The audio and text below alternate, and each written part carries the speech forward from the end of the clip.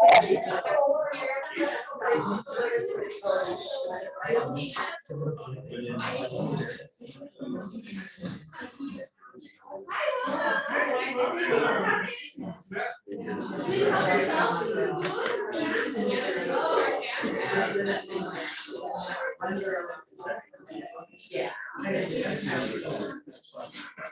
So Kathy.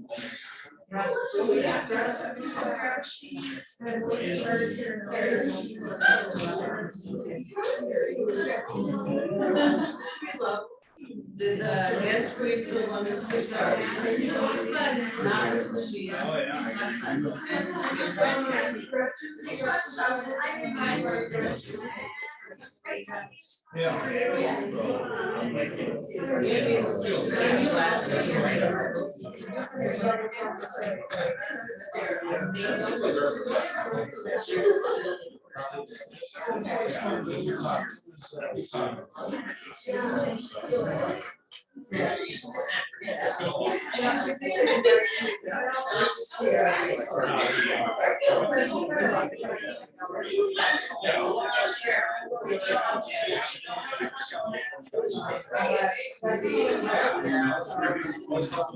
I know.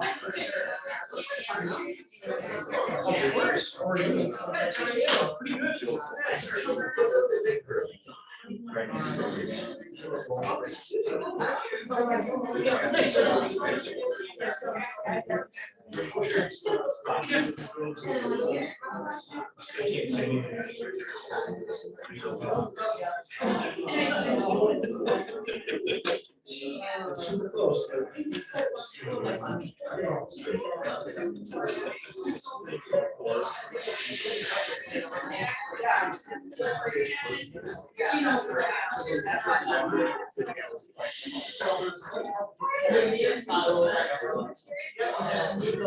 Guys, your questions? Well, I was sitting in the back because I was like, I don't know how many people are gonna come, so I want to. There's a space. I did. Maybe one at Third Square. Yeah, it was in the free. It was in the free stuff. She still has a gift from the bingo game that we did, the coaching. So you haven't picked out your, Yeah, that's exactly. but I really haven't shown her where her, you know, it's all in there in a file. So.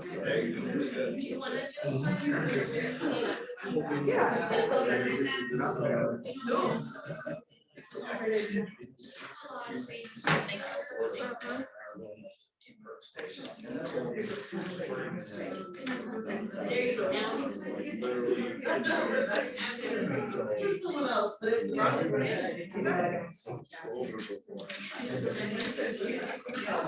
Okay.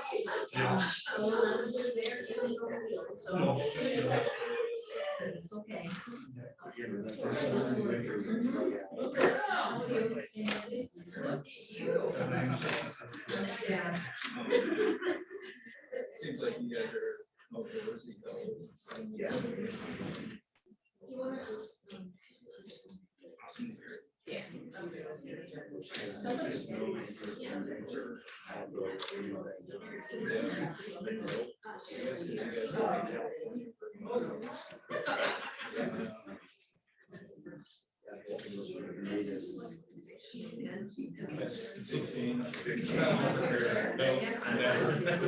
I just kind of like it.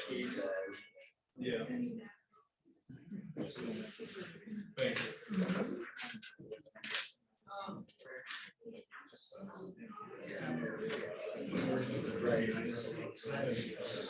Thanks, sir. Thank you, sir. No, you're not alone. It's not.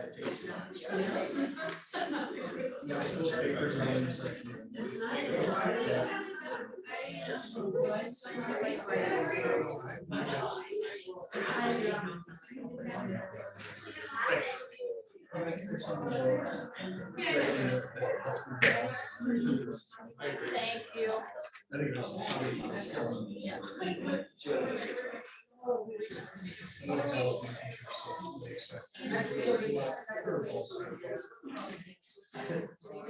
Thank you. I haven't changed my mind. That's fine, all right. Well, we'll get started, it's 2:30 and I wanna make sure we maximize everyone's time and so we'll get started right away.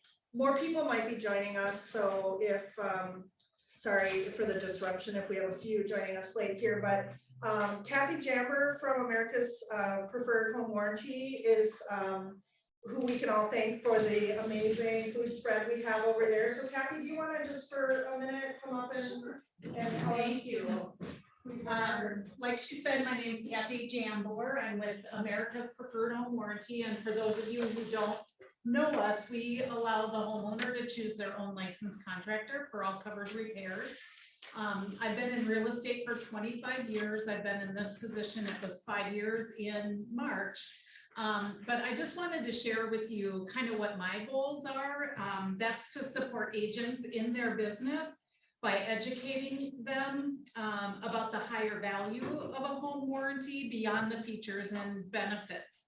The current market conditions present an emergence of increased risk centered around the real estate transaction, and effective risk management includes shifting that risk by offering a home inspection to your buyer and allowing them to make the decision.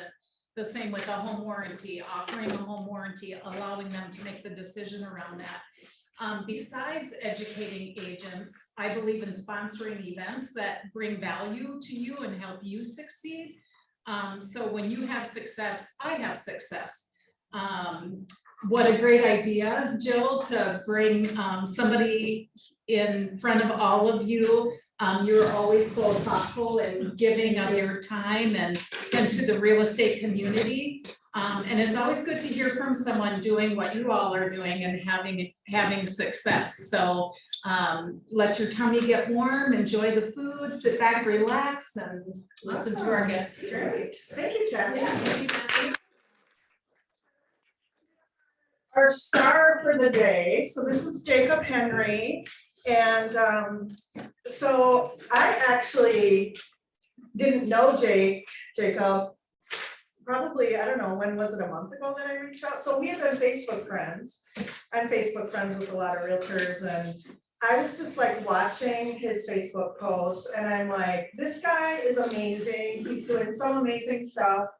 I had never really had a conversation with him. But as the coach here at our office, our Keller Williams office, I'm always looking for ways to add value to our agents that are here. And I was just honestly so impressed. And so I just called him on the phone, told him who I was and invited him over, and he graciously agreed, and I'm so excited. So Jacob had an amazing first year. You're at Edina Realty, correct? Correct. Okay, and so tell us, first of all, you have an interesting journey into real estate. So let everyone know, like, how did real estate come about for you? Like, what was your decision making? Yeah, so real estate's been in my family. My mom has been in real estate for many years. And for the most part, it was kind of on the side. And then she had been part of the Edina Realty family for the better part of like 20 years. So I kind of already had a little home at Edina in the office there. I knew a lot of the agents and some of her best friends worked there. And so growing up, I had a lot of real estate in my life. We moved over 10 times in a matter of only 10 years. So the longest I lived in a house was 9 months. And so real estate was just a normal thing. Like I didn't even unpack the room. It was like, oh, we're going to the new house now, right? And as Jill said, I have an interesting story in how I got into real estate, aside from it being of interest and just something that it was just normal. It's just everyday life. For me growing up, I managed lenders before this. So I worked for a large financial institution. I was kind of a cross between an area and a regional leader, and I managed everything from the finance side of things, the banking side of things, and then I also managed the lenders. So I dealt a lot with the lending mortgage side of it as well, and so it was of great interest. However, working in the financial institution, whether I wanted to or not, I was not allowed to have my real estate license. It was a conflict of interest. So I was never able to pursue a real estate license, and right when COVID hit, COVID was a game changer. It kind of changed everything. And it made me take a lot of time to self-reflect on what I wanted to do and where I was. And I decided that I was kind of done with the financial goals. I still wanted it to be a part of my life because it's what I knew for 12 years, but at the same time, I wasn't happy anymore. I was managing a lot of people, and as much as I loved them all, I wasn't fulfilled on a daily basis from the professional standpoint. So after kind of COVID settled a little bit, at the end of 2020, I decided that it was time for something new. And I of course interviewed with some different type of corporations throughout the Twin Cities, and they were all great. They were all wonderful. They offered wonderful things that most people would be like, how did you turn that down and go into a real estate job where you have no promises and no insurance, upfront, and no PTO that I sometimes miss a little bit. But the overall goal was that I got to go into something that I was really excited about. So I interviewed several brokers, and my broker's here, shout out to Rachel. So I got to sit down with Rachel and talk about what I wanted. I had my business plan in place. I kind of knew how to run that business, even though I had never done it before. I knew from the lending side of what that looks like, and here I am. So I took a really windy road and ended up in real estate. And last year, within probably the first 3 or 4 months, I was like, I think this is where I'm supposed to be, especially right now. This is absolutely where I'm supposed to be, and was just having so much fun with it that I couldn't have an offer that would take me away currently, because I really enjoy this a lot more than what I was doing before. Nice, that's awesome. If anybody has any questions as we're going along, just feel free to raise your hand and we'll break for your questions. So, One question. yeah. Okay, so going from. Did you end up at your mom's place then? So my mom and I always kept our business separate, for personal reasons. And also she wasn't quite sure where she was going. So my mom was not at Edina. My mom held a license, but was not at Edina, was not actively selling real estate. But she maintained her license for the whole time. And then my mom ended up at Edina for a short amount of time, and working under one roof. I love my mom to death, but we're also very close. And I was very adamant that I wanted to do this for me, and I wanted to do it kind of on my own terms in my own way, even though she absolutely helped me in so many ways. We both knew that it was really important that she continued doing what she wasn't sure what she wanted to do, and as far as selling or not. And I knew that I had a dream, like I was on the path, like get out of my way, I'm going. So I know I'm gonna fall down, but let me fall down type thing. So it worked out really well that we don't work under the same roof, but support each other very much. Oh, nice. Nice. I like what you said in your explanation that you had a plan. Because a lot of us in real estate, me included, I started in 2008, I didn't have a plan. So kudos to you for actually sitting down and sort of having everything laid out, how you wanted it to look, and your vision, I think was important too. What's so funny on that, you're married. Yeah, I'm married, yeah, right? uh-huh. When you quit a job that offers lots of PTO and benefits, you better have a plan at home. Like, there was no like, I'm gonna quit my job, I have no plan, here we go. So how funny was, if I didn't have a plan, I probably would have been murdered, so. Yeah, Yeah. Exactly, Yeah. exactly. So, yeah. That's great. Okay, so what kind of fears did you have to overcome, like going from like one career? Because I know a lot of realtors start as what we call dual career, dual agents. They start as an agent part-time. Like, I'm sure you had stuff you had to overcome in your head, like how am I gonna actually do this? Yeah, one of the first challenges I had was within the first week of getting my license. I mean, I wasn't even in like the MLS or anything. I had just gotten my Wisconsin license.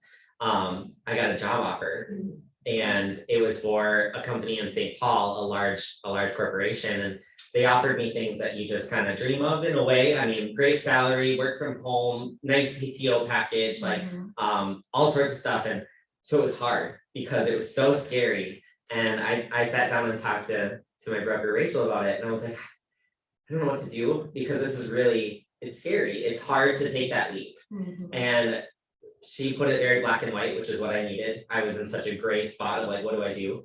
And she just said, you know, if you don't jump in, you might not jump in and you won't see where this goes.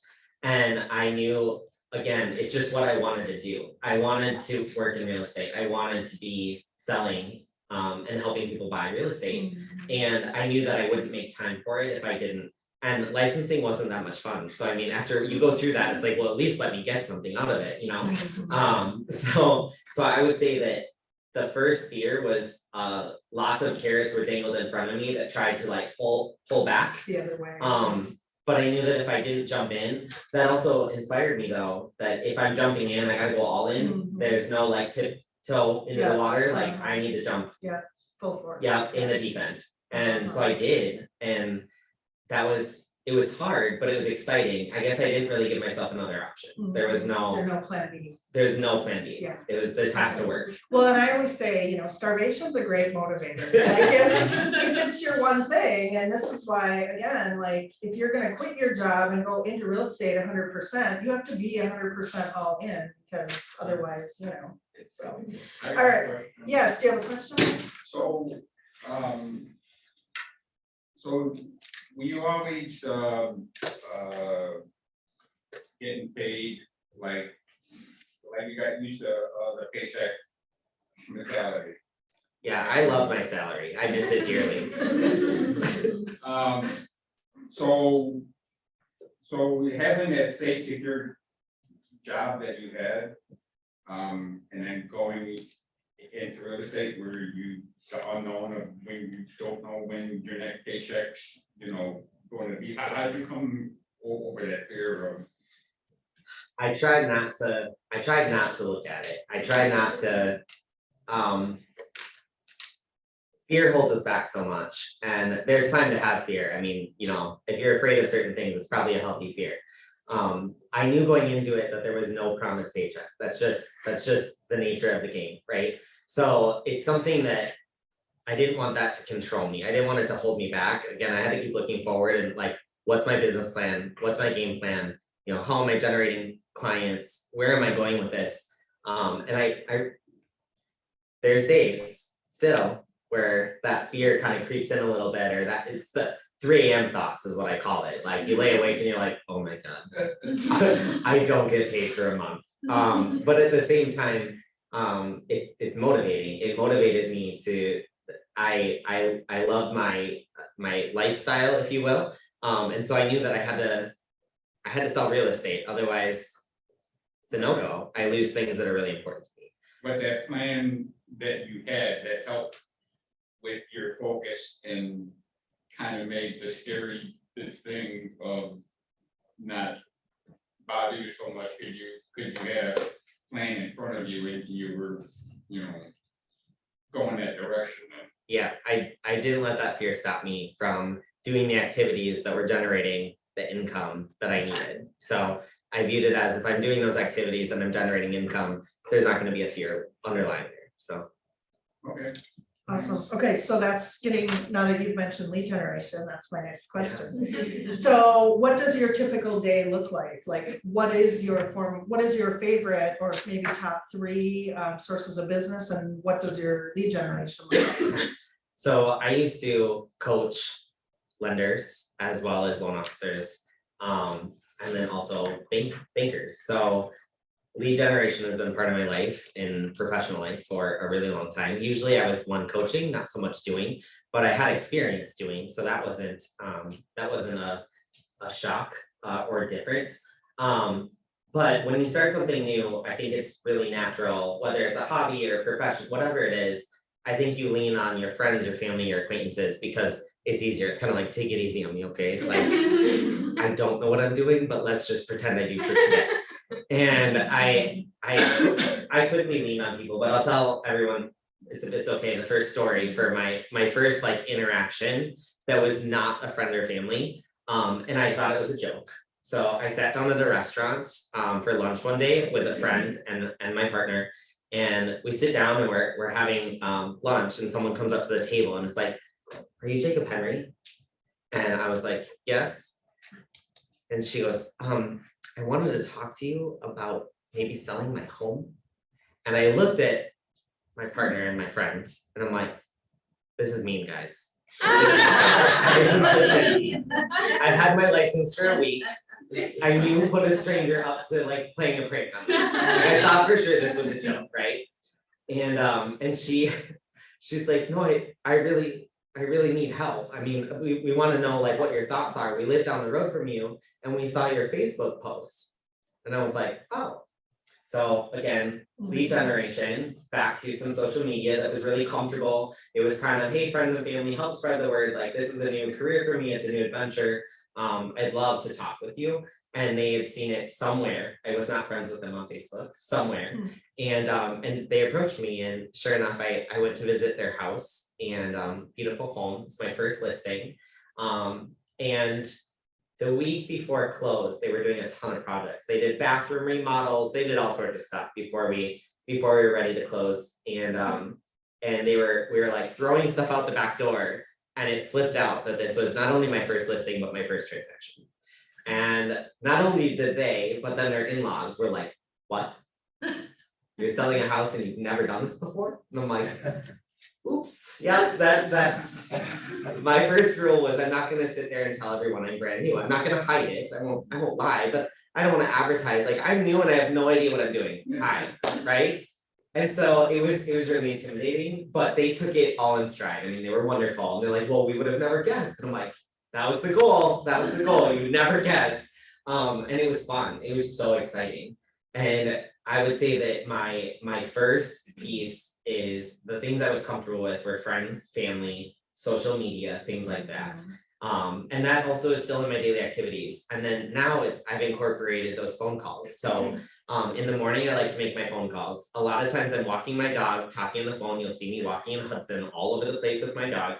And I'm making my dials, as I call them. I'm calling people, checking in. I'm doing something I love, so I'm comfortable in the setting. And I'm reaching out to people like, hey, you told me so-and-so needed to reach me. Do they still need to reach me? Or are you still looking for this? And it's not always convenient. It doesn't always reach everyone, but I have a lot of success with it. I have a lot of people that enjoy our phone calls once a month or twice a month or something that kind of keeps us connected. And oftentimes it's also me asking for referrals. So, hey, do you know anyone? Or can I drop off some cards with you for work or something like that?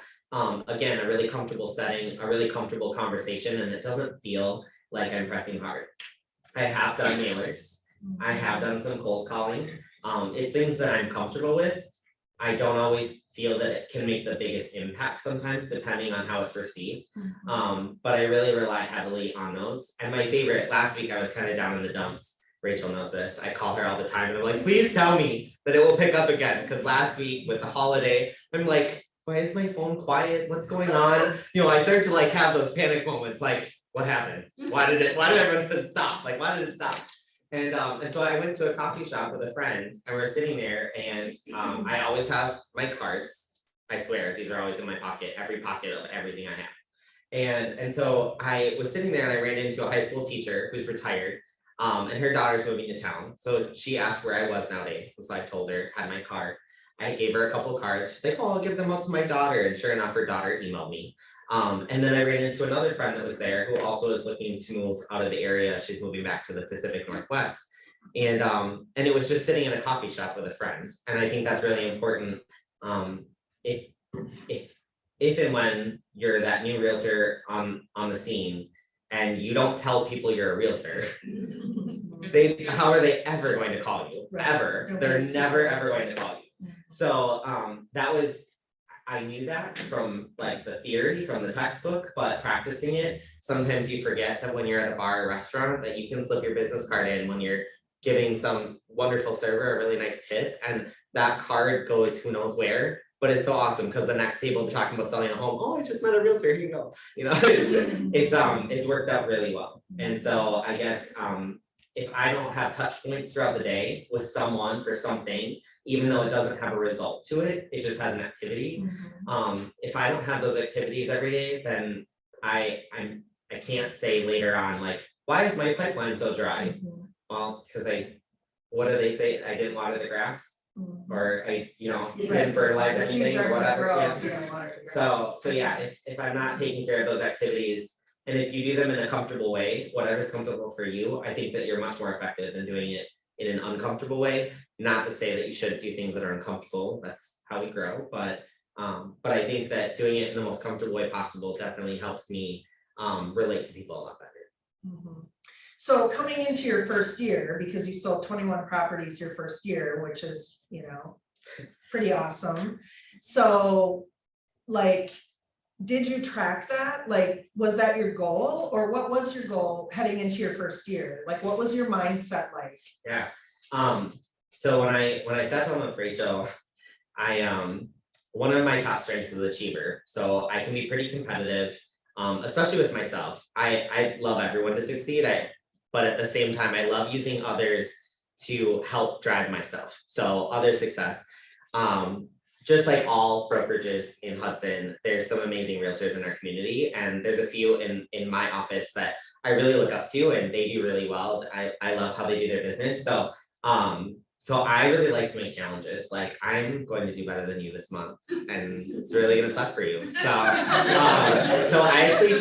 I told Rachel, I said, tell me that I can't make this amount of money, and tell me that I won't achieve this. And Rachel's like, well, I'm not gonna tell you you can't. And I'm like, listen, tell me that I can't do this right now. And so she's like, well, it's not typical for a new agent to achieve the goals that you're setting for yourself. And I'm like, thank you, that's what I needed to hear. So throughout the year, you know, I'm like, there we go, I did it. And it was absolutely something that I tracked obsessively. Now, when you say obsessively, what does that mean to you? Like, So how did you track it? I was working really hard for volume, more than anything else. I really wanted, I had a few of my first interactions with realtors that are not in this room and they're not local, and they were not the most friendly. They were really challenging to partner with.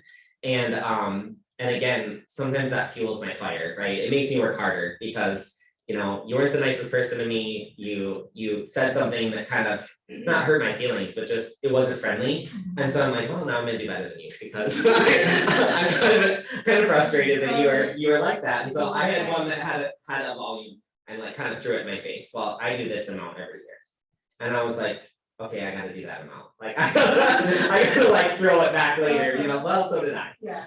So that was one thing that again motivated me, and then I tracked it. I mean, I think that if you only focus on the number and not the relationships, I don't think you're gonna get there. I truly believe that. But at the same time, I think that having that accountability to yourself of like, this is why I'm doing the activity to reach this. I came like sliding in at the end of the year, barely reaching my goal, barely. And I had a lot of help from Rachel and the brokerage. But I without, I mean, literally sliding in on like December, whatever, to my goal, but it was worth it because I knew that I wanted to hit it. And I would have been really upset if I didn't, but that's what motivated me. That's what kept me going. So when you realized that here's where I am, you know, it's the last quarter of the month or last quarter of the year, what in your business did you change in order to be able to slide in like that? Because you obviously, once you recognize that, you did something differently to make sure that, like, it was game on, like, I have to make sure that this is happening. Yeah.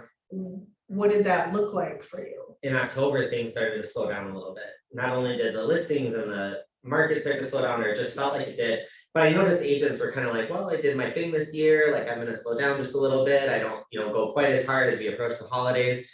And I was kind of the opposite. I really like grabbed hold of a few buyers that I had pre-approved and ready to go. And I was like, we gotta go. We have to go right now. Like, let's go find these listings. Let's go get them secured. And some of those buyers came from like open houses. So I was still doing some of those same activities I was doing in March, my first month in. And that helped me because as the end of the year rounded out, I did some of my largest transactions in November and December, which throughout my year, I kind of built from not small transactions, but especially in the volume category, you know, I started with the 2s and the 3s and I ended the year with the 4s and the 5s. And so not only did that bump that income, but also the volume. And it, I would say it just worked out like that, but obviously like I worked hard for it. I mean, it happened because right. I worked hard. Yeah, so so now remembering from when we were together the first time, you did say that open houses were a huge part of your lead gen for your first year? Yeah, Okay, yeah. can you it's- talk about that a little bit? Absolutely. I don't remember where I saw this, but it was through our company, Edina. One of the really successful agents in somewhere in the West Metro said that she finds her success every year by sitting in open houses all spring. And I know that a lot of agents who have been around for a while, I don't see them at the open houses. They'll have other people doing open houses, and sometimes that's because they're busy, so that's fine. I sat in open houses, and that's where a lot of my buyers came from. But also I happen to have quite a few listings right away, and so I sat in my own listings, and so far this year, same thing. When I sit in my listings, I sell it. I know the house, I get to know the buyer that walks through the door, and not every buyer walks in and says, I wanna buy this house today. But when you're connecting and pulling people together, oftentimes it happens, and that happened last year for me, where I had some hoggers, if you will, where people came in an open house and I got to know them, and they ended up loving the home because I could show it, unlike another realtor who's never stepped foot on the property. And then that happened again this year too, where you know, I'm generating buyers. And my rule is my rule of three. So I told you, Yes, so we I love had this. when we were meeting for drinks the other day, my rule of three is if I have a transaction, or if I am in a transaction and I don't have three type of activities or lead generation or something that comes from it, like I'm missing something. And it's a silly rule I've made up in my head. No one told me this, but it goes back to my lending days, when I would say, you know, like, for every client you have, you should be having 3 more interactions based off that one client. So whether that's friends, family, their neighbor, like whatever it is. And so I worked really hard. You know, I had a listing in Somerset this spring, and I shared my open house with another new agent. We kind of just tag teamed one after another. Everyone who walked through the door, it happened to be busy. So, you know, we did sign-in sheet, we got to know them. Not everyone is super open to that, but for the most part, everyone was pretty good. And so I had, that was my hogger, so it was my listing. So I had the hogger, and then she sold her house, so that was number 2. And then her mom showed up, and I talked to her mom, and her mom just purchased a lot, and now we're working with a builder. So that was 3. And then this fall, it sounds like her boyfriend is going to be selling with me. So that will be 4, which again, I'm overachieving here, but I don't always get to do that. So I'll take it where I can get it, right? But that was kind of like my rule of 3. Like, I was satisfied when that transaction, or they're not done yet, they haven't closed, but you know what I mean? I was satisfied after those activities. Like, I sat in an open house for 2 hours and I just generated 3 more transactions from the open house. That is success. And that you meant, got a 4th one on top of it. yeah, a bonus potentially a one. 4th one, yeah. And again, it doesn't always happen, but that's a goal that I have. And I feel that way when I talk to people as well. If I'm talking on the phone to someone and I don't have some sort of conversation that's bringing in other people that they know, or I should know, you know, I'm not doing my job well enough to keep that pipeline growing. And that's really the whole goal, because it's wonderful to get a contract, but it's also stressful when it closes. You have nothing on the backside. That was your one contract for the month. So So you take a new listing, just hypothetically here, you take a listing and you have your listing and you have this number 3 in your head, like, I need to get 3 pieces of business from this listing. So like, it doesn't just show up for you. You're very intentional about how you get that extra business from your listing. So I know open houses is one way you do that. How, you know, what if it's a listing that's not getting a great deal of open house traffic? Like, what are your other opportunities or ways that you will try to create business from that listing? yeah. So I had a listing recently up in North Branch, as a friend's family members, and it was a beautiful home, single family home, all on one level. And I loved it, but it was a little unique because it was ADA accessible. So everything in the home, the doorways, the counters, everything. So the average person walking in might have an issue, especially if you're taller. I was great with it. I'm only 5'7". I'm like, these countertops are great, like, right? I can reach all the way across the islands. But for other individuals, it might not be the most comfortable home in terms of the way that the home is designed. I don't have a lot of connections in like the veteran community or things like that, but as soon as it did start selling and the sellers started to panic, I was like, oh my gosh, what do I do? What do I do right now? Because that was my first second listing that sat. And I haven't really experienced that yet, right? I mean, 'cause you most started in a listings market that. go, so Uh-huh. of course, it was completely normal for this listing to sit for 12 days, but the sellers weren't prepared for that. I learned a lot of seller expectations in that one. And then for me, it was also my own expectations, honestly, like I wasn't working super hard because it's 75 miles away and I don't want to market myself Right, in the you city don't of really North wanna Branch. get buyers in No, North Branch. don't get me wrong, I was gonna hold an open house and there were open houses on the street and no one was going to the open houses. So I was like, well, do I go spend 2 hours of my day 75 miles away having an open house where no one shows up? I mean, that's not effective use of my time. So I reached out to some lenders that work specifically with veterans, or sometimes they had connections with some sort of disabled community. Because even though that's not who has to buy the house, it was a great opportunity to put that out there. Because it is hard to modify a home, it's expensive to modify a home for someone who has those mobility issues. So I reached out to some of those lenders and it just started generating some activity. So that was really exciting. And then of course I made some new connections. Some of them hadn't heard from me since I Right. started real estate. So like, oh, you're in real estate now, wonderful. And so we got to really connect on that front.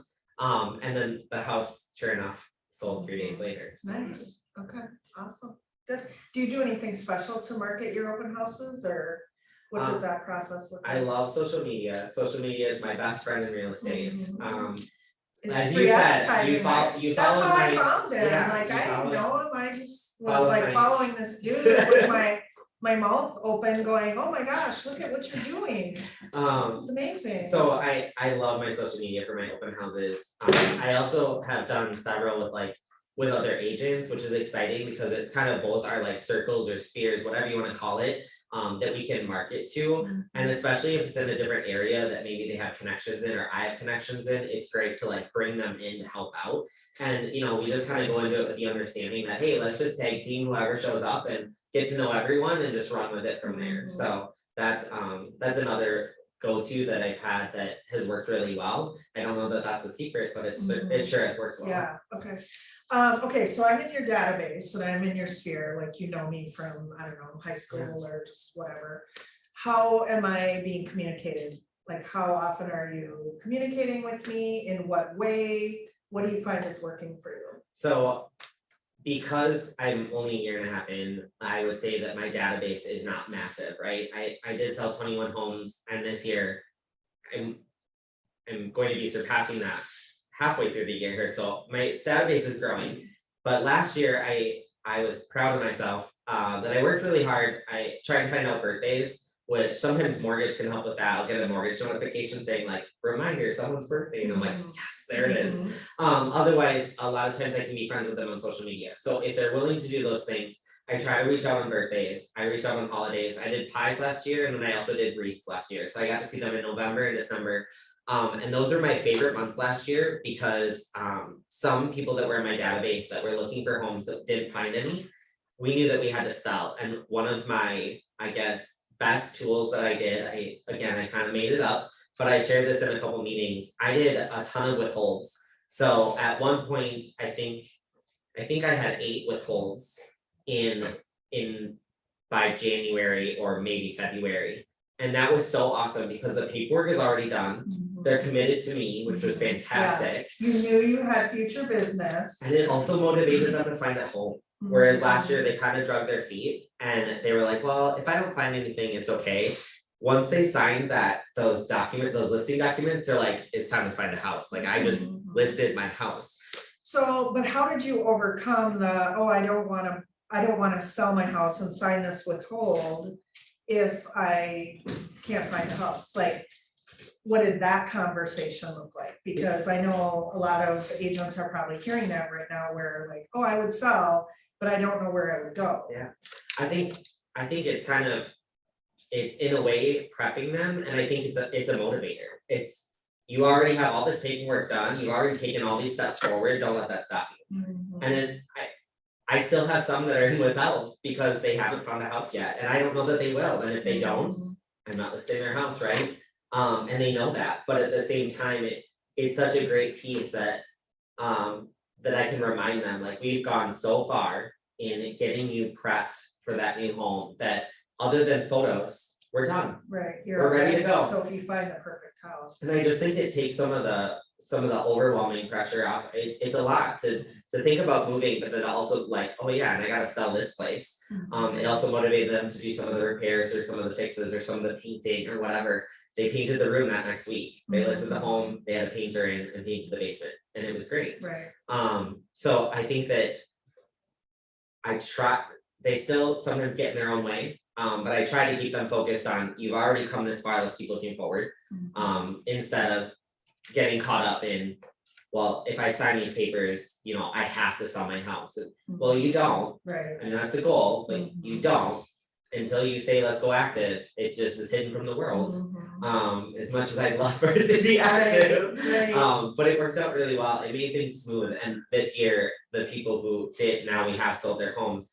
Like, thank God we did that paperwork and we got all that stuff done, and that was really nice. So again, back to how I reach out to them, it was kind of a little bit more personalized than I'll probably be able to do in the future, because as my database grows, I can't necessarily reach out to everyone for these special occasions. Or Mother's Day was a big one this year. I went through my database and sent one to every mom I sent you a text from Mother's I Day. got it, yes, So I I just got went that. through all my lists and I just text them, happy Mother's Day, you know. And many of them were really appreciative, or they said, oh, thank you so much for thinking of me. And I think that goes a really long way. And it took maybe 20 minutes of my day to send that text. I hate to say it, don't be offended, it's copy and paste, but still, Well, of they course, love it. yeah, I but mean, it's it works out still really makes the well. person feel really good. And I was On truly the other thinking of that. I mean, Uh-huh. it's not like I don't know who I'm sending it to. So that worked really well. Again, I'll have to adapt that as I go, but so far, reaching out for special occasions or trying to remember something has been wonderful, and I got all my little notes, you know. of what's going And on with them. birthdays, do they get calls or do you text on I birthdays? usually text, Okay. yeah, usually text, yeah. Okay. Nice, okay, do you have a morning routine? I know you said you started your lead gen, you know, with your lead gen, but other than that, do you have any other kind of morning Yeah, routine that you stick to that absolutely. you feel like has really helped you? So I live on a horse ranch, I get up really early, I get up around 5. And some of my like partners, my lender, my broker, they'll get calls at like 7 because I totally lose track that people are not always awake. By 7 AM, I'm like, okay, I've had coffee, breakfast, done chores, like, Where's the rest of the world? let's do this. And so I like to get up in the morning, do my chores, and then I grab my laptop, have my coffee. And I start with kind of my priority buyers. So, you know, once in a while, those auto emails might miss something, or maybe there's something out of the box that I can bring to their attention, like, hey, I know this is kind of different, but check it out. And that goes really well for me. So when they're getting up, like normal people, at maybe 7 AM, they have an email from me or a text from me like, hey, check out this house. I know it's 5 miles farther than you want to be, but what do you think? Or something to that Can I effect. just add something to that? So that is the pattern interrupt to the auto email. So once your clients are set up on an auto email, they're just randomly seeing your face and they may not be ready yet. But what he's doing is he's pushing a property at them. You probably send it like through your, Text. okay, Through- a yeah, text or home email. So they're getting it outside the norm of what they're used to getting from him. So when you do that property push, it interrupts the mindset of, oh, you know, I'm getting another listing from the MLS from Jacob. They're still thinking of him. But when you send a random text like that, it's like, oh, hey, yeah, we should start looking at these properties again.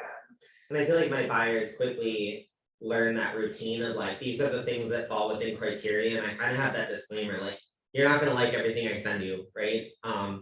You definitely won't like everything I send you, because it's an auto email, it's not Right. flawless. But when they get that text message, it is more or less like, you need to look closer at this one, or I'm really excited, this is already in your email, but I'm also texting you. And that seems to work, it gives them a pause, it's like, oh, I'm gonna look at this, because Yeah. it's, Well, and then they You know took you're time. watching for them. You're not on like set it and forget it. Cause how many buyers do we all like set up on an auto search and then like, 3 months later, it's like, oh crap, I forgot to check in with. So my morning is usually, after I kind of do all those chores at home and sending out some of those emails or texts, that's when I start my phone calls, and I try so hard to be respectful of time, because I'm like I said, I'm terrible at calling people early in the morning. Like I just expect them to answer the phone at 7:30. But then I usually hit the walk with the dogs and try to reach out to people, connect with them, connect with lenders, whatever it may be, whatever my activity is for the day, whoever's gonna pick up the phone, really. If you get a call from me and you hear me huffing and puffing, I'm gonna walk and I just want to chat. But that, like I said, it's fun, it's exciting. I also call clients, so if I send out a house and I know that maybe they're not at work for whatever reason, I'll call them and chat with them about the house. It's a great touch point where, hey, I haven't seen you in 3 weeks because there hasn't been any houses on the market that you love. But here I am, I'm thinking of you today. It's a random Wednesday, and hopefully something will come up this weekend and we'll go see it.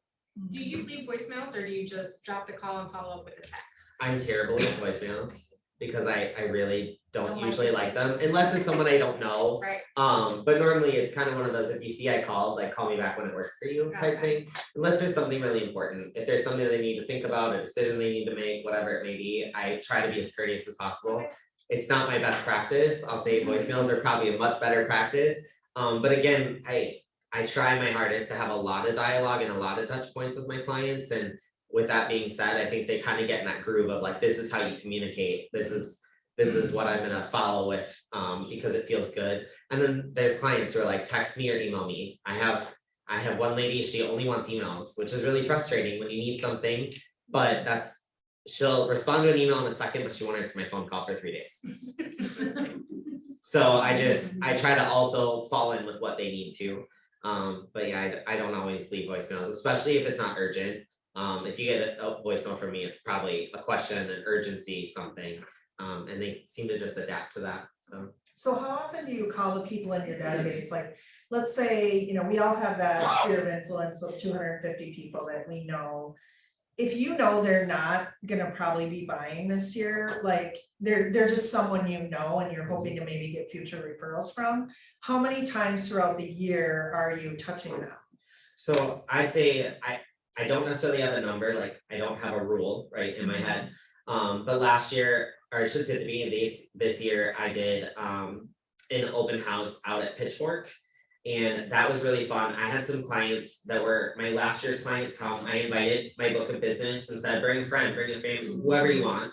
And it worked out really well because that first house I gave you guys that story about brought their in-laws. And so they're gonna need to sell in the next 1 or 2 years. They don't know. But they also want to invest in some investment properties. Depending on where the market goes, they're very interested in investing in some investment properties in the Hudson River Falls somewhere area. And so that was really exciting. Again, I chalked that up to an activity that was effective, even though it produced no results at the moment. It was a great time. They had some beer, they had some food, they got to sit around and chit chat. We got to connect over many things, and I feel I'll be doing more of those as this year goes on, and then the following year, hopefully at least 2 this year, where I'll get to invite them. My book of business, if nothing else, a thank you. Thank you for using me as your realtor. Come and have a drink on me or food on me, whatever it may be. And then same thing for this winter. I love the winter months when everyone needs to shake off those winter blues of like, why don't you come out and have fun? And so like this year, I'm hoping to do a painting where people can come and paint at like a Picasso or something to that effect. Cheers, Pablo. And then I know that a few of my clients have been asking when I'm gonna go do a winery, so we'll probably do a winery this year as well. And I think that's a great time to sit around and socialize and be completely casual. And it's just crazy how many people will then tell you about their business. I had a family show up, I texted them last minute, hours before my event, the family showed up.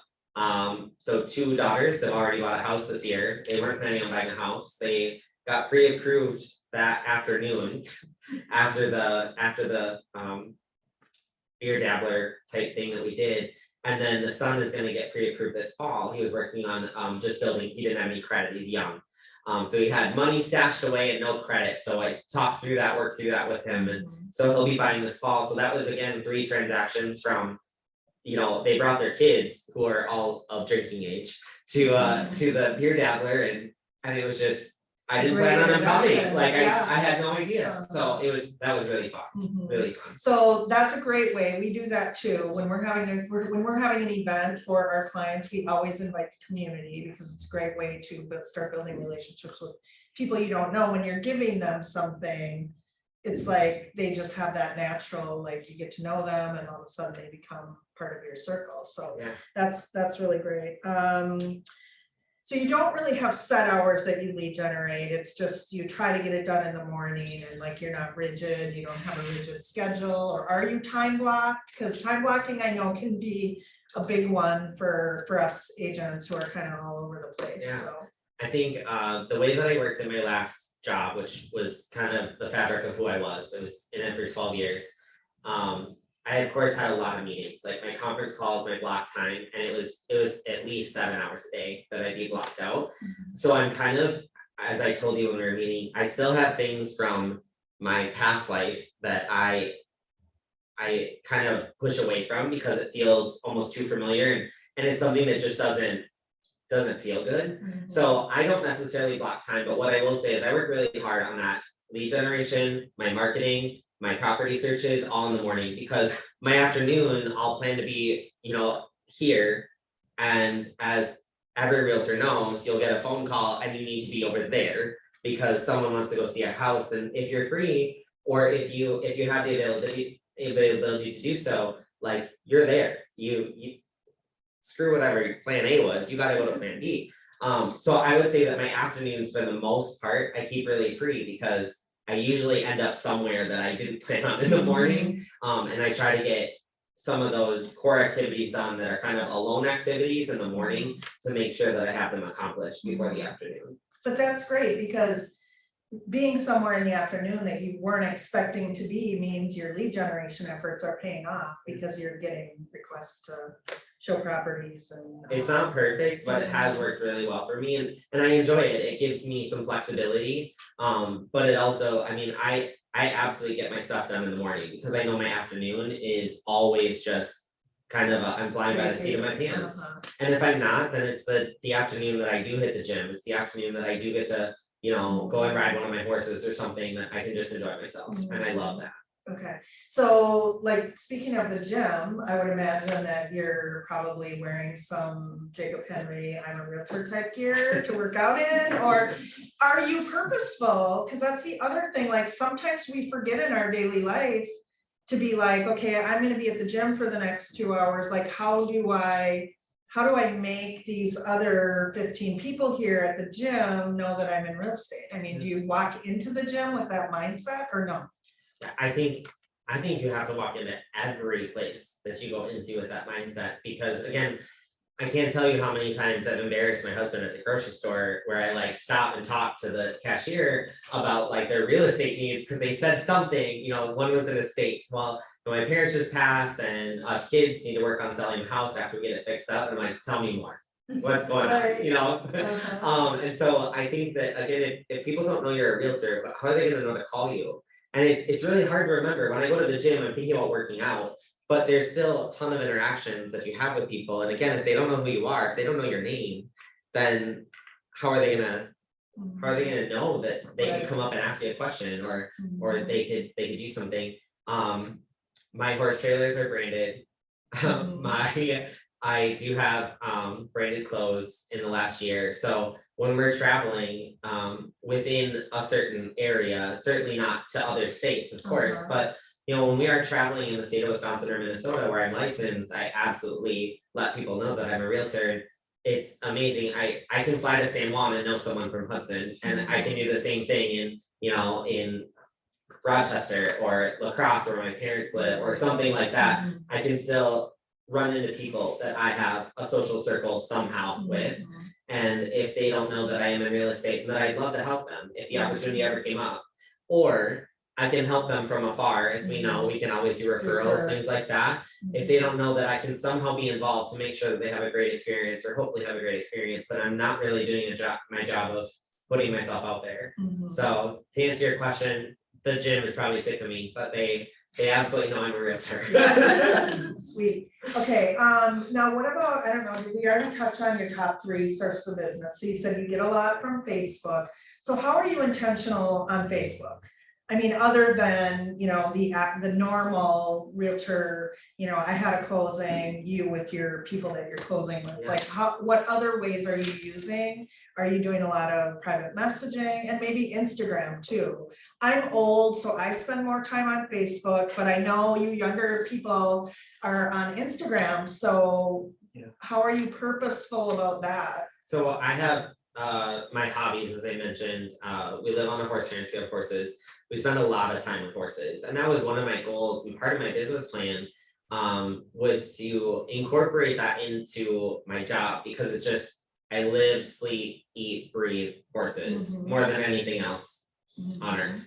So that's been a really big part of my business plan. Is I have a lot of people reaching out that have the same hobbies and they have the same lifestyle or desire to have the same lifestyle as what I have, and they want to know how I got there or things like that.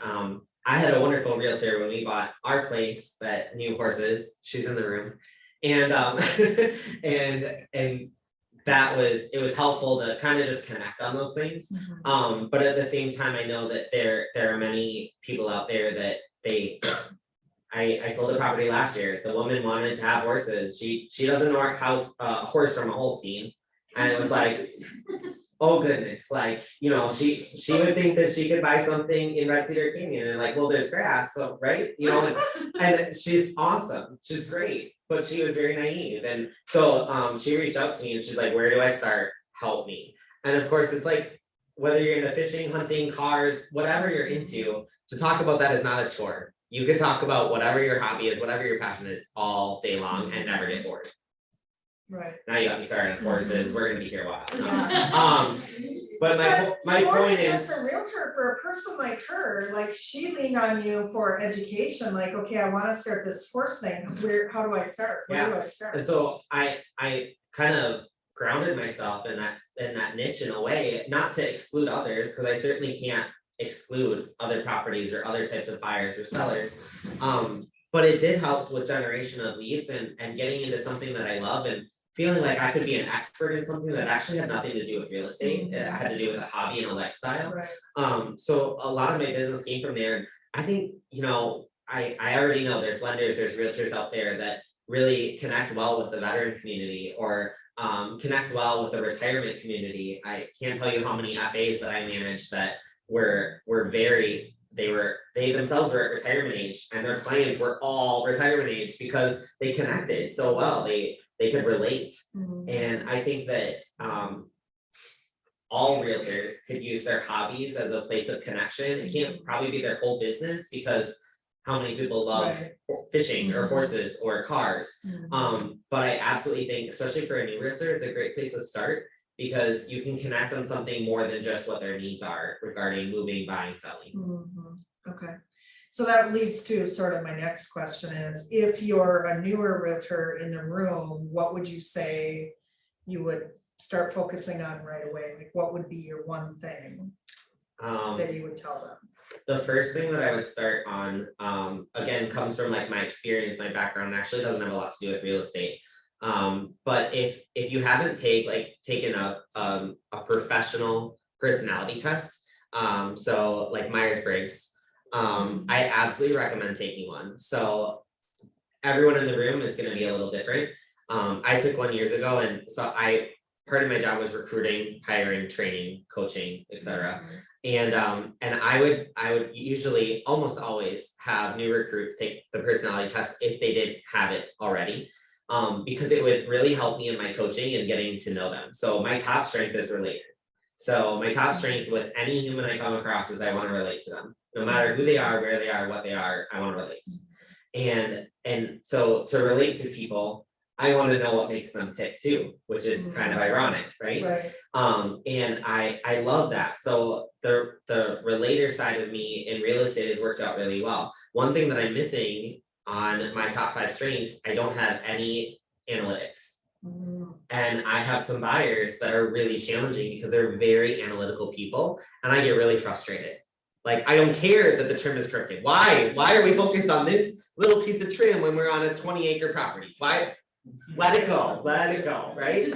But that's who they are. And so as you get to know them after the 7th showing and it finally clicks inside my brain, I'm like, oh, you're really analytical. So how would you deal with the seller in that way then? If he, if you show up for the appointment and the Mr. and Mrs. are sitting there and Mr. is expecting the charts and graphs and. Yeah. So I Do you did, know ahead before you go? I don't. And sometimes those conversations are a little awkward, but again, relator is my top strength and I look for their top strength and I try to feel it out, and that's hard. I mean, it's hard to feel out. But often I have a couple right now. I've been working with them now since pretty much day one, and I'm still working with them. We have not found the house. Their house is within hold. Mr. Seller and / they're buying. He's beyond analytical. We have had it out in a couple of front yards, like just we've had it out. And Mrs. Seller / buyer is a total free spirit. She is way more on the artistic, so much more like right brain. And so I see some of those things come out in her, that creative, right? Creative, like I would say that that's her number one strength, being creative. Again, not in my top 5, but I know that for Mr. Seller, I have to come with numbers. Mr. Seller wants numbers, stats, everything. Absolutely everything I can give him, he wants everything. Whereas she's like, these are beautiful flowers outside. And I'm like, I point those out, right? Like, look at the view you're gonna have out this window. But I'm not gonna lie, the first time we looked at a property, I was so far off. I had, I kind of went in a little more reserved, like, okay, you tell me what you're looking for. Now we've worked together for over a year and I finally have it down. When they show up to the property, I read them. Is it a good day? Is it a bad day? Are we getting along? We're not getting along. Are you happy with these stats? Or are you not happy with these stats? And we just go from there. So I had them as buyer clients first, and then they became selling clients as well. But I knew that when I showed up with those withhold documents and listing documents, I had to have all the comparables around them. I knew, because he already looked at them. He already checked them. So I had to have them all. And then I also had to have the lender ready. I had to have these things on point, and it worked really well, but it took some planning. Well, and one thing I will just point out, so for anyone that's newer in the room, like, I feel like, and maybe you weren't like this, like right away in your first year, but he has a confidence level that is obviously like, he's taking charge and being confident at the same time, and knowing, even though, you've only been in the business a year, like realizing, like 100 times more than what your client knows. And you gotta walk in confident and strong, even though, you're not the analytical type, you still brought in what you knew he was gonna be looking for with confidence. So I love that. I think that's great. There's a meme on social media I'm sure everyone in the room uses social media. It says fake it till you make it, and then it says no, and it's crossed out, and then it says, I think it says like, basically fall down and get back up and do better. And I fell down a lot, but I tried to make sure that falling down happens at home or wherever it was. I tried not to, I don't think, I'm pretty confident that I didn't fail any client last year in falling down that cost them anything, whether that's stress, money, whatever. But at the same time, I tried to be that sponge, as I had listings, I look at offers. How do people write offers? What are some things that stand out to me that I've never seen before, never written before? How do I write that down and make sure I use it at some point when it's applicable? And then same thing on the buy side, what do I see in these listings? What do I see from these listing agents that I love? And in a way, it is fake it till you make it, at least out there, but I had to make sure that I tried to do all my research or tried to take in as much as I could. So I never steered anyone wrong, and my practice was on myself at home or working with my broker, working with another agent that I trusted, that I could say, hey, let me run this by you. What do you think about this? So you weren't practicing on your clients? No. I mean, in theory, yes, just because, if it was my first time doing something, you could view it as a practice, but I tried to look at the risk, I tried to look at benefit, I tried to look at, what are some pitfalls, right? Before we went there. And you try to have studied the those lines. contract, so you felt confident knowing Yeah. the Yes. contract. But back to those personalities, I think that that's really important that you use those strengths, whatever your strength, it doesn't matter, there's a place for it all in real estate, it really is. Whether you're analytical, whether you're creative, whether your top strength is organization, whatever it may be, there's a place for it in real estate. But I also think those are the people you attract for your clients. And even though some of your clients may have different strengths than you, and maybe you'll never know, it is pretty fun to be able to rely on your top strength and also brag about it with your clients. Like, I'm a relator, I'm gonna relate to you, but also I'm an achiever. If I don't get you the house that you want, I'm gonna be real upset. So we're gonna work really hard to do this. Mhm. The next piece, if I can go to two Yeah, do instead it, of one. yes, for sure. I'll preach about lending. So for any lenders in the room, you'll hopefully like this. Especially on the buy side, we know that most transactions, when you're new, you're on the buy side a lot, more so than the listing side, not always, but most of the time. And I think that if you're stepping foot into the real estate world and you don't understand the lending side of it, that's almost more than the real estate side of it. The contracts are so important, but the lending side is ridiculously important, because if that falls through, it's game over. I think it's really important, if you don't have a preferred lender or you don't have lenders that you trust, that you find them and you get to know them and you get to know how you can work together and set expectations. These are what I expect for you as my lender. What do you expect for me as the real estate agent in terms of communication, contracts, timelines? I happen to have some lenders that I work really well with, and we communicate all day, every day, it feels like. And my clients will often leave their lender because I brag about this lender and our relationship and our communication. And when it's all said and done, I like to ask them, how was that experience? And they're like, oh my gosh, I didn't have a single question. The lender answered all my questions. They always answered my phone calls or my text messages. You were right there. You were both on the same page at all times. And I think that's really hard. And if you lead with confidence in the lending side of your business, which you're not lenders as real estate agents, but you're facilitating a lending experience. If you're not confident in that, find that confidence from a lender, have a lender help you, because I think that when you lead with the money of a transaction, that the transaction goes so much more smoothly, and oftentimes they get what they want. And that's really important. Mhm. And I've already had several, pre-approval letters come through, and formerly being in lending, I look at them and I'm like, oh my goodness, this scares me. It doesn't, this letter from an online financial institution or something to that effect, like, this is scary for my seller. They, as I'm listing this house, I want to make sure that we don't in 3 weeks have to list this house again. Right. So that's really important. And I think if you can educate yourself really strongly and ground yourself in lending, I think that your transactions will go smoother on both ends of it, because you'll feel really confident in it. Mhm. So that's my number 2 thing, that you can prepare yourself. It doesn't help with leads necessarily. Right. It doesn't help with closing transactions, but it absolutely helps with how you can be confident going into any conversation. As you're listing, you're talking about selling and money. As you're buying, you're talking about money. If you're not confident talking about money, you have to pause and work on that. Right, okay. My last question is, what question should I be asking you that I didn't ask you? Not that one. Oh, come on, it was on the sheet. You had time to think about it. That's true. I'm just. I would say my favorite thing about real estate that I didn't necessarily know until I was really in it, right? Until I started having transactions. And that's the amount of relationships that you build with other realtors. I don't know why I didn't think about this, because when I was in the practice of lending, I knew other lending managers, and I knew that. And for whatever reason, that like right over my head when I went into real estate, like, I'm never gonna get to know Jill, whether we have a transaction or not. Like, why would I get to know Jill?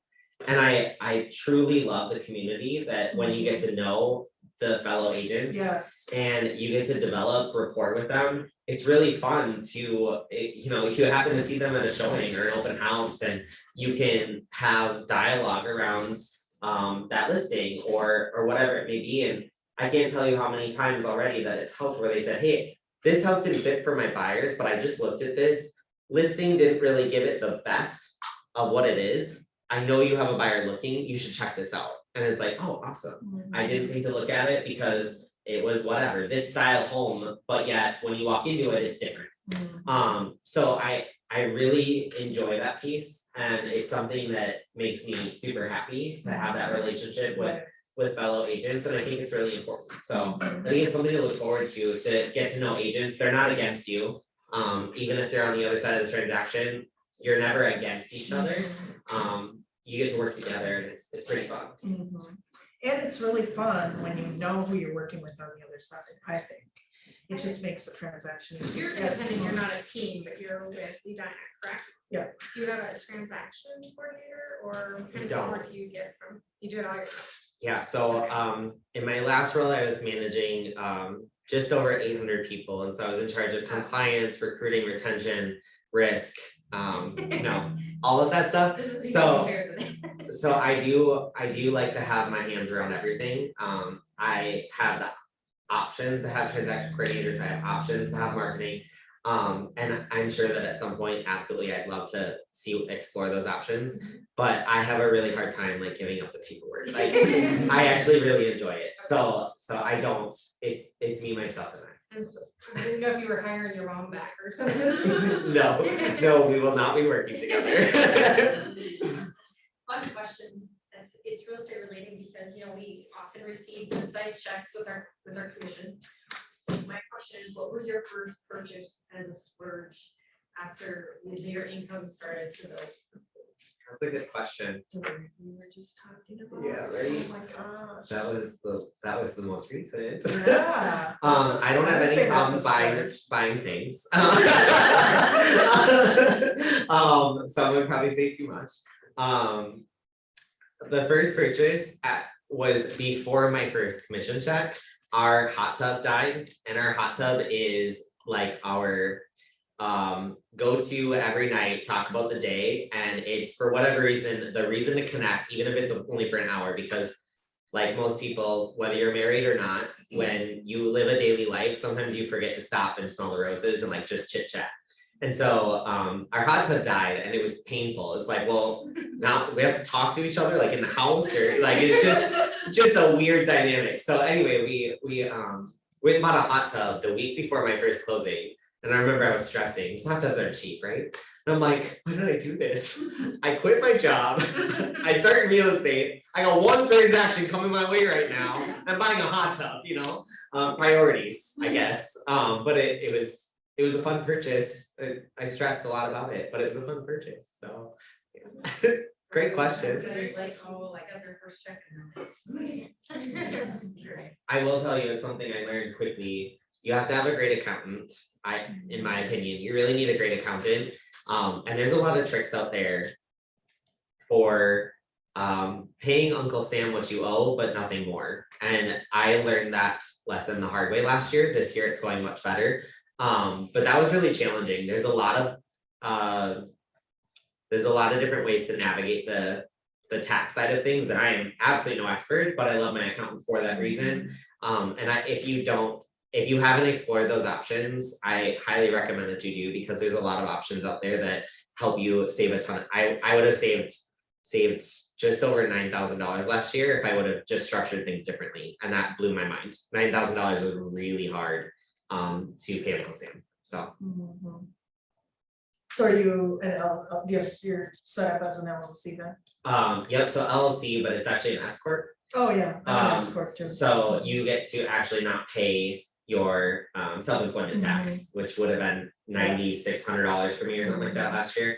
And that was really challenging I planned for X amount of taxes, and it was that plus 9,600, and I was like, and I knew it was gonna be rough. I didn't know it was gonna be that I rough. think the GCI level though, I think you have to be at a certain GCI before you can be an S corp.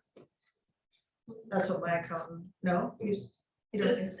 It's definitely advantageous, in Oh, a certain part where okay. it's like, If this you is think that's it worthwhile then, because yeah. of the extra Okay. work that takes Yeah, to be an But S being corp, my first you know. year, I didn't know where I was gonna fall in that spectrum, and So because it was a great year, it would have paid off. So again, if I know several realtors that I talked to that have just never explored those options, and so they're in my office, they're like, well, I'm paying self-employment tax, and I'm like, well, I know that you do really well, maybe you should just explore this option to save yourself some money. So Yeah. again, one of those pitfalls I fell into last year that I just didn't know was coming, and I'm so glad that I found out this year, because I'm hopefully not gonna pay that self-employment tax, so.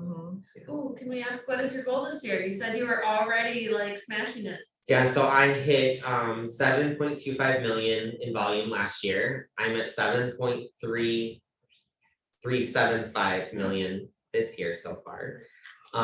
So my goal is to double, so 14 million this year.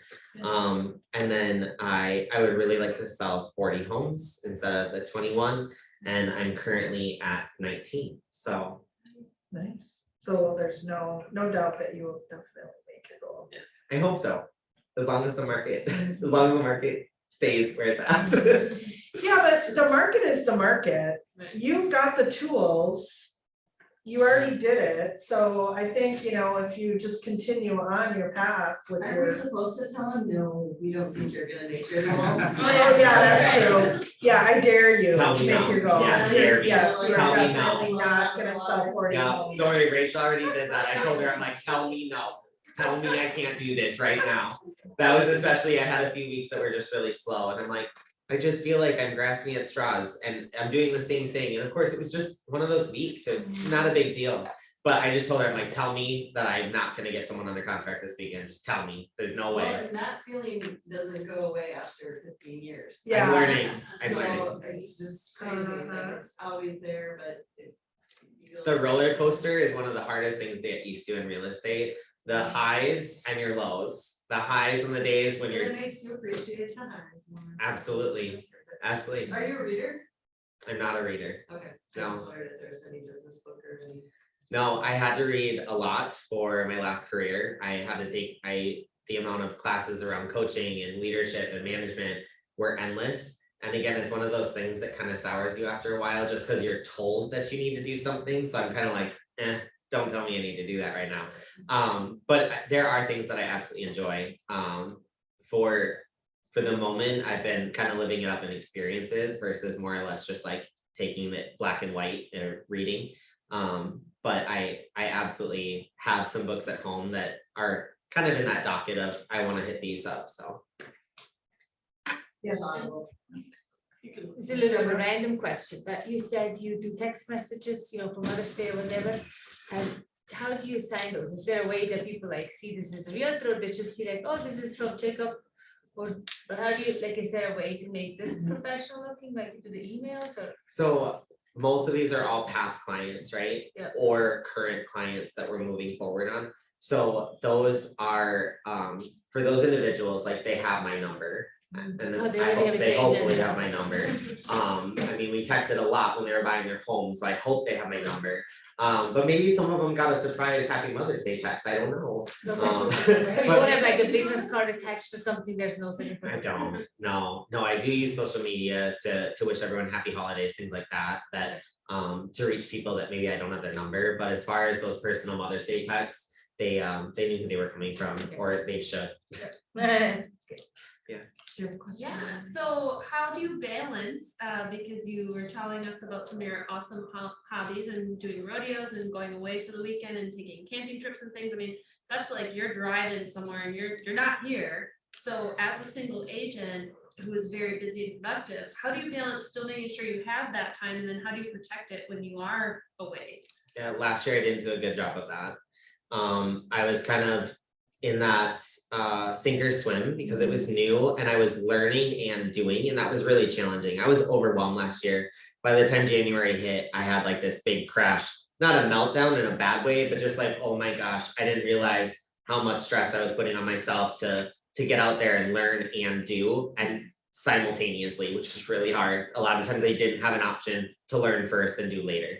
And so I didn't do a good job last year of taking time to enjoy what I spend so much money on. But then this year I have found a little bit more rhythm. And part of that is I'm still learning all the time, but I'm not learning like literally, like last year I had to learn what an amendment was on my first transaction. I'm like, you don't need to send me what? So it was stressful.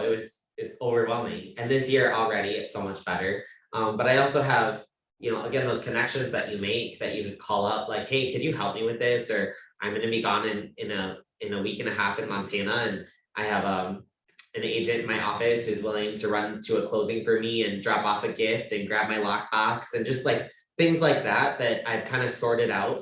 I had that support last year too, but I didn't take the time to utilize it.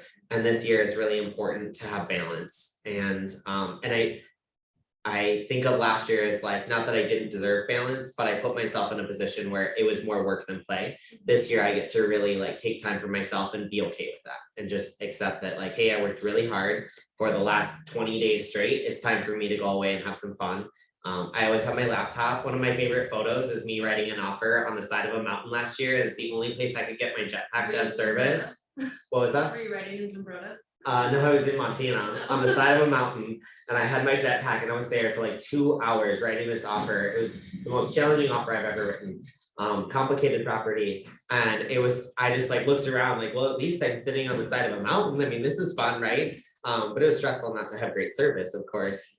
And again, I didn't take time to have balance. And this year I'm doing a better job, so. So any other questions? Anybody? You mentioned that open houses were a big thing for you getting started. In 2021, how did you find properties to, first of all, do open houses on? And at the same time, do you have some sort of specific timeline to list a property so that you're able to do an open house on it before it goes under contract? I love my withhold, as I stated, and then I usually try to come up with that game plan. So I try my best, sellers willing, to avoid those holidays or avoid certain things that we just know might not be the busiest, even though you can never predict that. It could be a random Saturday, it's still not busy, or vice versa. It could be Memorial Day weekend and it's swamped.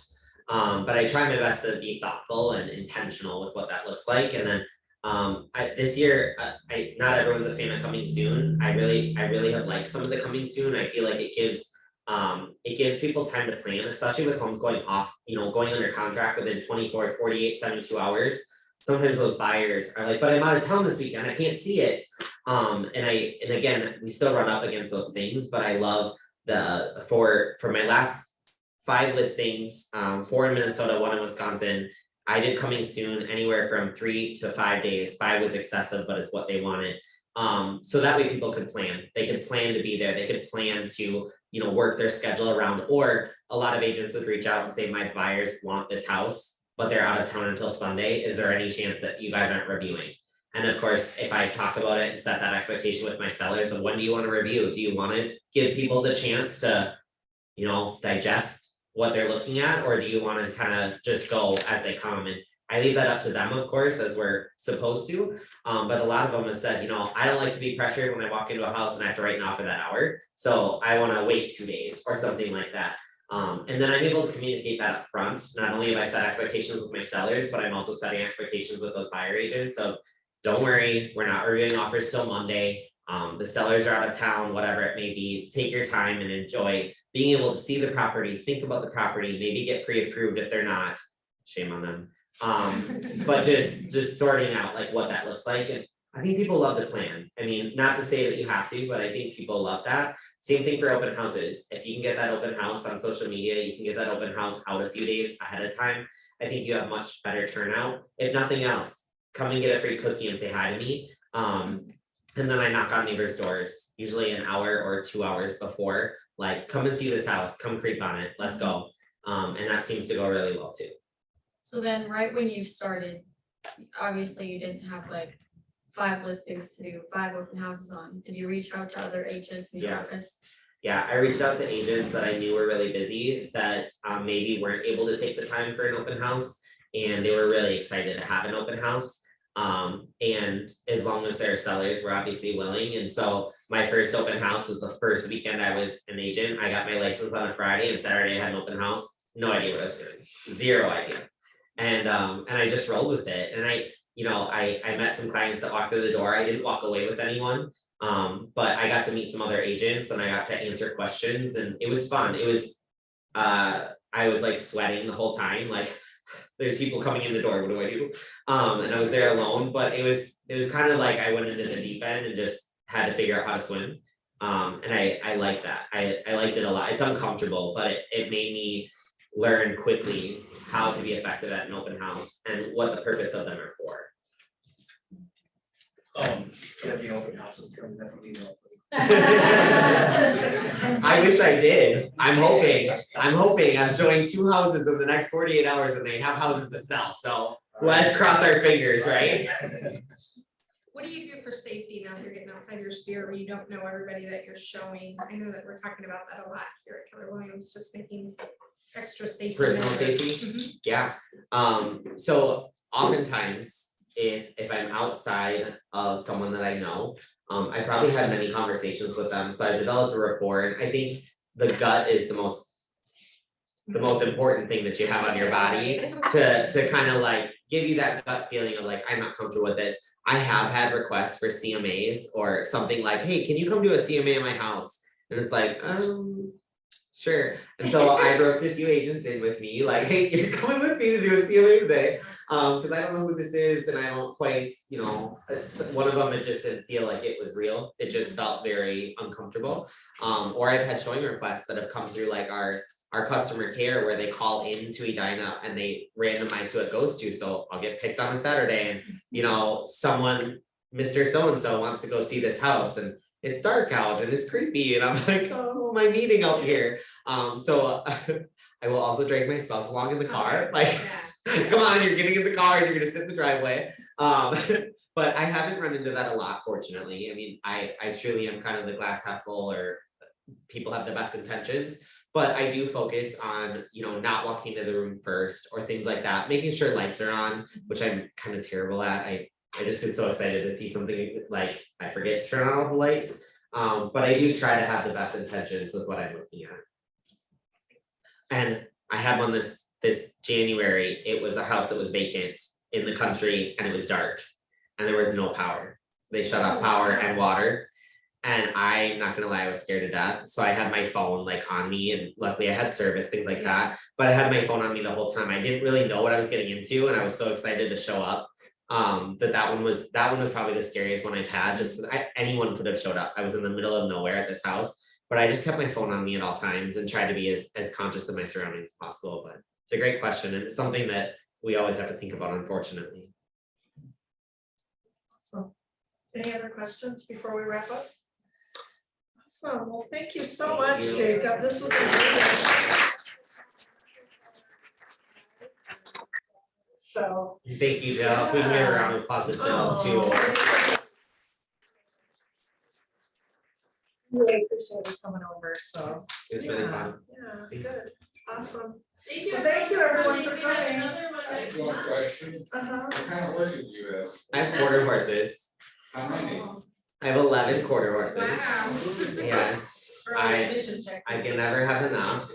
And we usually have about 4 at home. This summer it will be 6 at home. But just depending on the season and depending on what we're doing, I'll have anywhere Are they from show horses or? Are they? some of them, yeah. Yeah, Yeah, some of them are show horses. I used to work on a Duke range, so that's why I was. But you probably don't rodeo. I do rodeo. Do you Yeah. really? Yeah, I grew up in rodeo, but now I focus a lot on reining. So just depending on which way the wind blows and which horse I want to use. So What did you do in, what event did you do? I did everything. I did team penning, I did roping, I did Really? barrels, poles. Yeah. Wow. I like my gaming events. I have a really fun gaming horse that I ride almost every week. But then I also really enjoy some of the cattle work as well. Yeah, do you got a favorite? A favorite horse? Yeah. Yeah. Yeah, I do. yeah, but, well, yeah. Yeah, please don't tell them.